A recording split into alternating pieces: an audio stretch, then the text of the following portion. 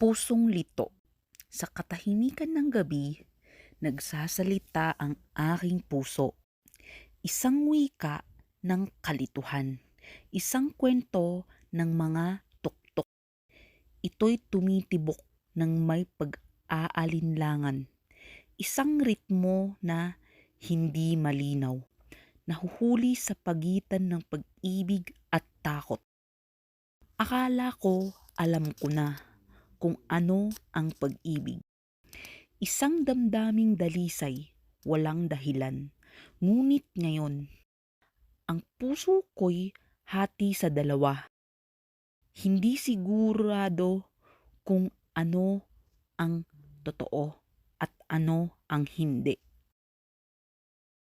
Dumating ka sa aking buhay, isang buhawi ng emosyon, nagpapakilos ng damdamin, nagdudulot ng kaguluhan. Akala ko'y naintindihan ko na ang lahat. Ngunit ngayon, ang puso ko'y puno ng pagdududa. Bawat ngiti, bawat haplos, bawat salita, napakahalaga. Ngunit ito ba'y pag-ibig o isang laro lamang? Isang panandaliang damdamin, walang pangalan. Ang puso ko'y nalilito. Hindi alam kung saan pupunta, kung saan liliko. Nahuhuli sa isang sapot ng magkahalong emosyon. Isang bagyo ng damdamin tulad ng karagatan. Nakikita kita at ang puso ko'y kumakaba. Isang damdaming napakalakas, napakatamis. Ngunit muli, pumapasok ang pagdududa.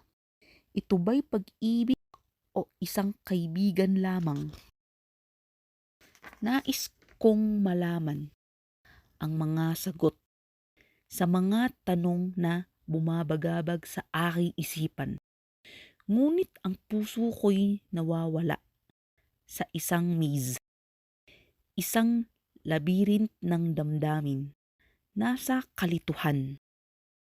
Kaya't narito ako, may pusong hati, naghahanap ng lugar kung saan ako nababagay. Sa katahimikan ng gabi, hinahanap ko isang pag-ibig na totoo, isang pag-ibig na mapagkumbaba, hanggang sa dumating ang araw na iyon. Ang puso ko'y maglalakbay sa mga anino, sa mga kulog.